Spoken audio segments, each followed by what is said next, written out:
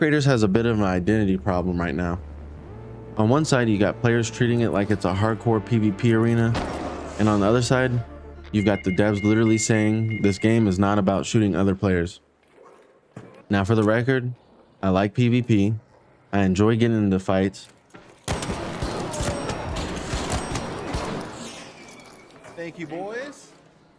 What a rat. Oh yeah, thank you. Oh my god, that's perfect for the fucking intro. But I've also had some of my best raids in those lobbies where everyone on the server works together to take down a queen or a matriarch as one big group. And what really makes those moments special is that even when we're all being friendly, there's still that question in the back of your mind. Is someone gonna flip on us when we get to the extraction and try to take all of our stuff? That mix of cooperation and uncertainty is what makes Arc Raiders exciting. So let's talk about what the game was actually meant to be, how PvP fits into it, and why ultra aggressive players are having the worst time. And hey, if you end up enjoying this breakdown, do me a favor, drop a like on the video, consider subscribing so you don't miss the next Arc Raiders discussion.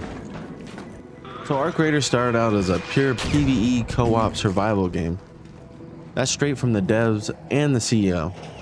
The original concept was simple: raiders teaming up to survive against Arc enemies, not farming each other for loot.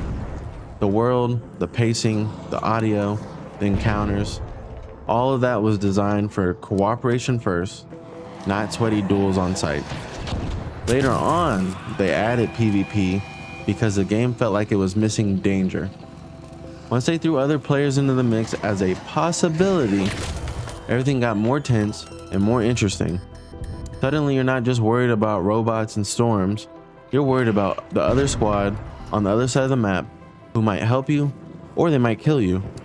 So PvP was added as spice and not the main course. The CEO even said that this game is not about shooting other players. You can do that if you want to, but the ethos of this game has never been to go in and shoot players. That's not a subtle hint, that's the actual design philosophy spelled out. So what is PvP supposed to be in Arc Raiders? For me, and for the devs based on their own words, it's meant to be tension, not the objective. I'm not an anti-PvP, I like grabbing a fight here and there, but some of those best sessions I've ever had were those server-wide truce lobbies, where everyone locks in on the queen or matriarch, stacks up, and absolutely melts the giant arcs together.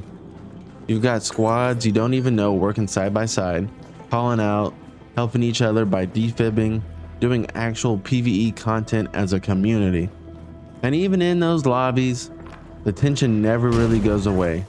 When the boss dies and it's time to extract, nobody is fully sure if someone's going to betray everyone at the elevator and try to wipe out the whole group for the loot. That uncertainty, are we really cool? Are you about to stab us in the back? Is what makes the extraction gameplay actually exciting. That's the kind of PvP I like in this game. Not consistent, but always possible. That lines up perfectly with how the devs have set things up.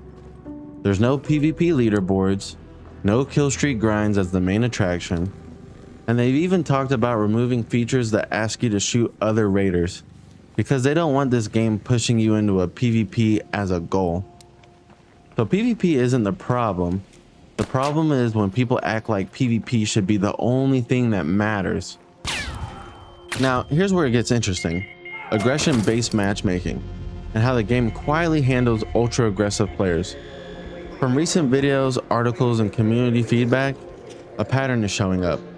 If you constantly shoot first, always hunt other raiders, and play like every raid is a tournament, you start landing in lobbies full of sweats and cheaters. The people who complain the loudest about every lobby is full of cheaters usually have one thing in common. They're always engaging in PvP themselves. Part of this is how the anti-cheat and matchmaking seems to work. The anti-cheat and reports don't always instantly ban people. Suspicious accounts get flagged and often clustered together. On top of that, the more aggressive your playstyle is, the more likely you are to get matched with others like you. So if every raid feels like a cheater convention or a sweat fest, there's a very real chance the game has quietly put you into this bucket based on how you play. You wanted the non-stop smoke, so the game said, okay, here's an entire lobby of people who also wanted that smoke. That's the silent message. If you play Arc Raiders like a pure PvP bastard, the game will eventually herd you into those lobbies that reflect that. Now we go back to those co-op heavy lobbies, the ones I actually enjoy the most. When the whole server comes together on a Queen or Matriarch event and everyone's focused on beating the boss instead of griefing each other, the game feels incredible. People are pinging, reviving, dropping ammo, playing like they're all stuck in the same world, trying to survive.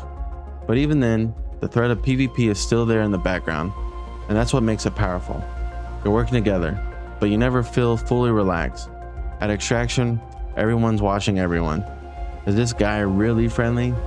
Or is he gonna kill us all at the very end? That little bit of fear makes co-op more intense, not less. And the game clearly rewards this style more than pure mindless aggression.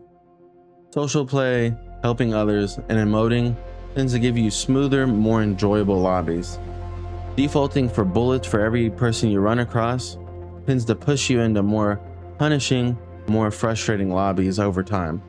Right now, the so-called punishment is more just bad lobbies, but the devs have already hinted there could be harsher conditions in the future for people who log in just to farm other players instead of engaging with actual PvE experience. This leads into the whole PvP was a mistake conversation. Some players and creators look at the dev quotes like, the game isn't about shooting other players, and the lack of leaderboards, the aggression-based matchmaking, and they say, see, PvP should have never been added. It ruins this game. But if you actually listen to the full story from Embark, it's more nuanced. The early pure PvE version was fun, but it was missing some stuff. And adding PvP as a possibility added the danger and unpredictability that makes the world come alive. This leads into the whole PvP was a mistake conversation.